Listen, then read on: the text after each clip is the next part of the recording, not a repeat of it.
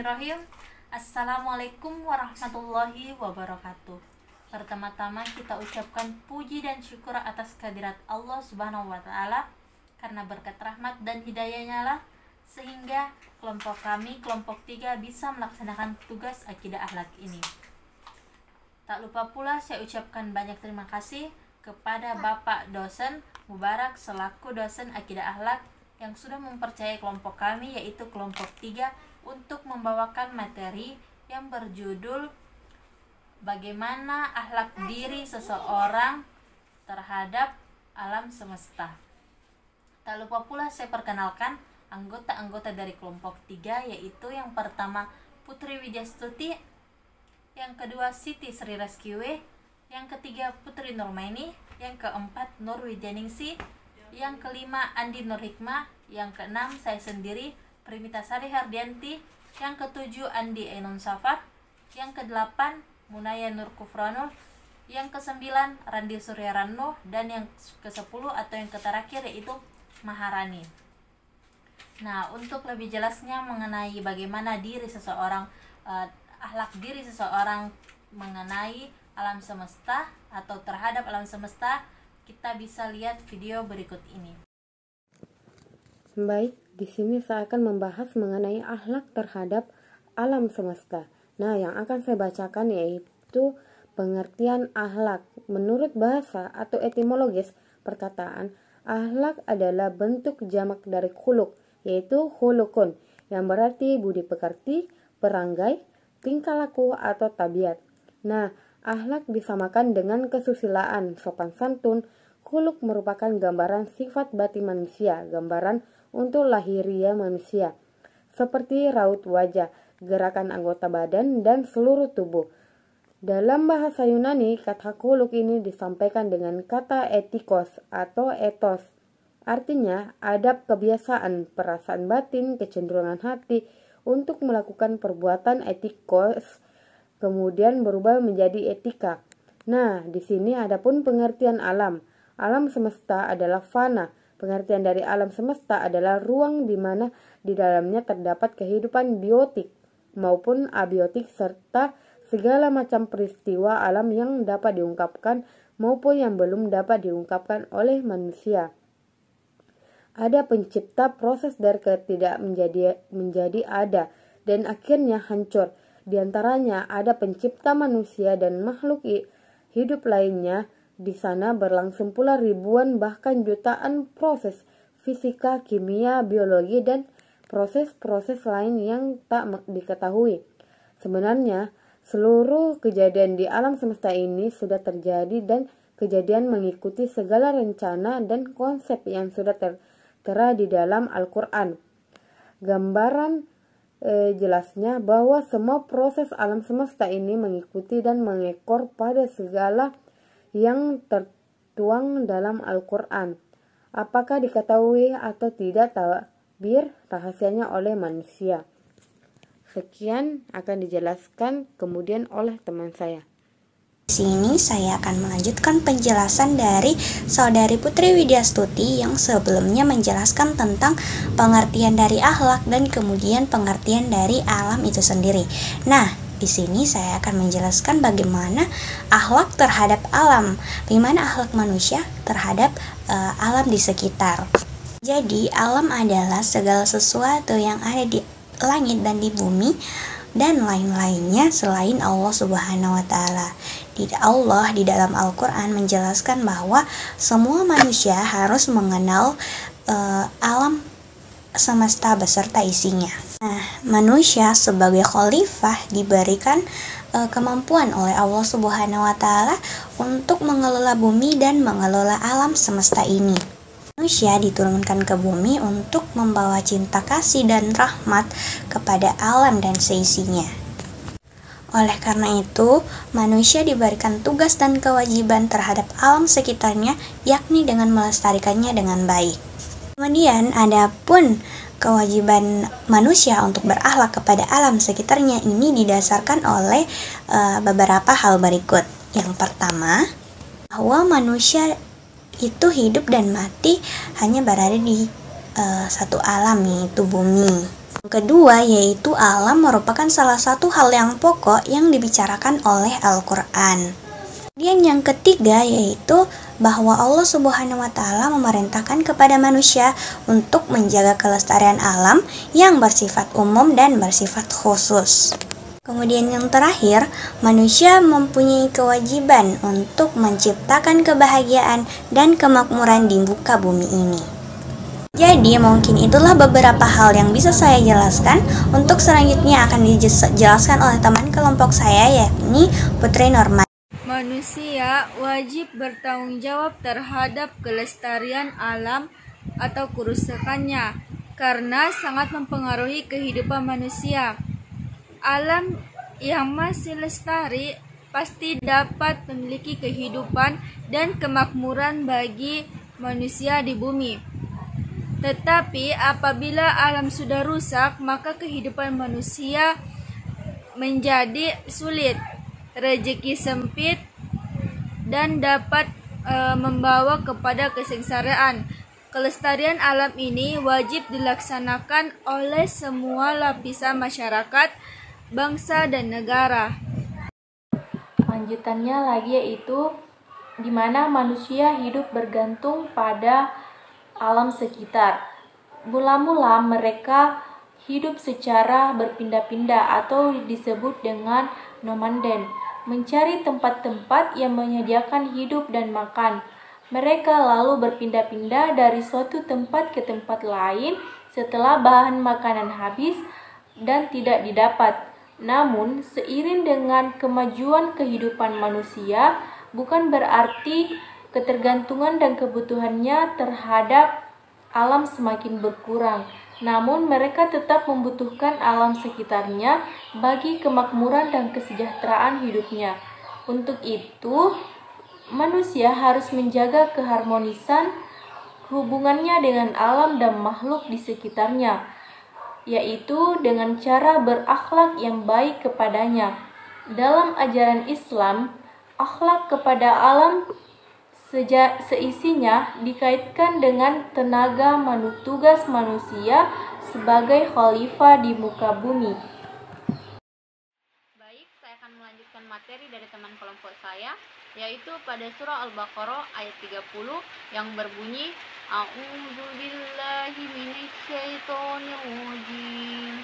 Bismillahirrahmanirrahim. Wa isqala rabbuka lil malaikati inni ja'ilun fil ardi khalifat. Qalu ataj'alu fiha may yufsidu fiha wa yasfikud dima wa nahnu nusabbihu bihamdika wa nuqaddisu lak. Qala inni a'lamu ma la ta'lamun, yang artinya, ingatlah ketika Tuhanmu berfirman kepada para malaikat, sesungguhnya aku hendak menjadikan seorang khalifah di muka bumi.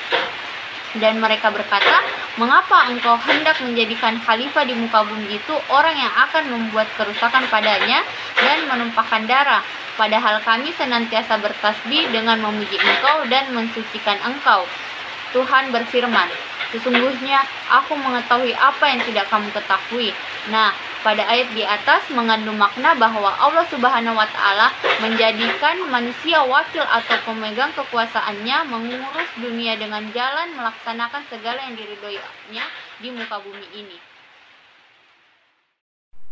Baik, materi selanjutnya yang akan saya presentasikan atau bacakan yaitu bagaimana sih cara kita melestarikan alam semesta ini.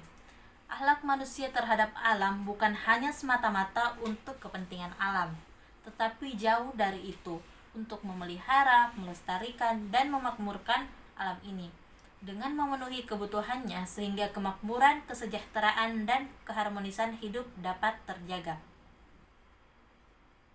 Nah, adapun bagaimana cara kita berakhlak dengan alam sekitarnya dapat dilakukan manusia dengan cara melestarikan alam sekitar sebagai berikut. Yang pertama itu kita harus melarang penerbangan pohon-pohon secara liar. Yang kedua, melarang perburuan binatang secara liar. Yang ketiga, melakukan reboisasi. Yang keempat, membuat cagar alam dan suaka marga satwa. Yang kelima, mengendalikan erosi. Keenam, menetapkan tata guna lahan yang lebih sesuai. Yang ketujuh, memberikan pengertian yang baik tentang lingkungan kepada seluruh lapisan masyarakat yang ada di sekitar. Dan yang kedelapan adalah memberikan sanksi-sanksi tertentu bagi pelanggaran-pelanggaran yang dilakukan oleh masyarakat mengenai akhlak dari alam tersebut. Nah, itulah tadi mengenai bagaimana cara kita berakhlak dengan baik kepada alam semesta agar alam semesta terjaga. Itulah tadi dari saya kembalikan kepada teman saya yang akan membacakan materi selanjutnya. Selanjutnya saya akan menjelaskan materi lanjutan dari yang dijelaskan dari teman kelompok saya, yakni manusia di bumi sebagai khalifah mempunyai tugas dan kewajiban terhadap alam sekitarnya, yakni melestarikan dan memelihara dengan baik. Adapun firman Allah Subhanahu wa taala, wabtaghi fima ataqallahu ad-darul akhirah wa la tansan nasibaka minad dunya wa ahsin kama ahsanallahu ilaika wa la tabghil fasada fil ardh innallaha la yuhibbul mufsidin. Yang artinya, dan carilah pada apa yang telah dianugerahkan Allah kepadamu kebahagiaan negeri akhirat, dan janganlah kamu melupakan bahagianmu dari duniawi, dan berbuat baiklah kepada orang lain sebagaimana Allah telah berbuat baik kepadamu. Dan janganlah kamu berbuat kerusakan di muka bumi ini. Dan janganlah kamu berbuat kerusakan di muka bumi ini. Sesungguhnya Allah tidak menyukai orang-orang yang membuat kerusakan di muka bumi ini. Al-Qasas ayat 28. Mungkin cukup. Adapun di sini yang akan saya lanjutkan yaitu mengenai akhlak manusia terhadap alam sekitarnya yang wajib untuk dilaksanakan. Nah teman-teman, adapun yang pertama di mana kita diperintahkan untuk memperhatikan dan merenungkan mengenai proses penciptaan alam sekitar, sebagaimana firman Allah dalam Quran surah Ali Imran ayat 190 yang berbunyi, A'udzu billahi minasyaitonir rajim. Inna fi khalqis samawati wal ardi wa ikhtilafil laili wan